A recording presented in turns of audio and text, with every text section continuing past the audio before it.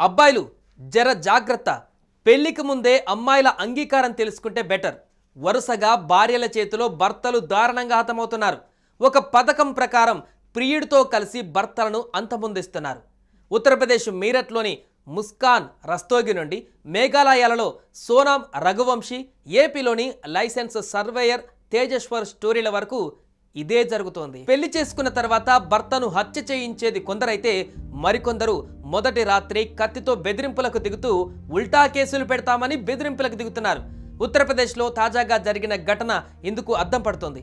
మొదటి రాత్రి కత్తిని తీసుకొని గదిలోకి వెళ్లి తనపై చెయ్యి వేస్తే 35 ముక్కలుగా నరికేస్తానంటూ వధువు వరుడిని బెదిరించిన ఘటన వెలుగు చూస్తుంది. ఉత్తరప్రదేశ్లోని ప్రయాగ్రాజ్లోని ఏడీఏ కాలనీకి చెందిన 26 ఏళ్ల కెప్టెన్ నిషాద్కు కరాచనా దిహా గ్రామానికి చెందిన లక్ష్మీ నారాయణ్ నిషాద్ కుమార్తె సితారాతో ఏప్రిల్ 29న పెళ్లి జరిగింది.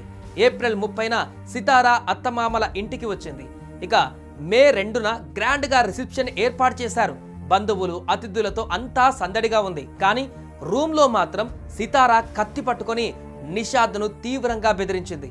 టచ్ చేస్తే 35 ముక్కలు చేస్తానని, ఈ దేహం అమన్కు అంకితం చేశానని పేరెంట్స్ ఫోర్స్తో భరించలేక పెళ్లి చేసుకున్నట్లు తెగేసి చెప్పింది.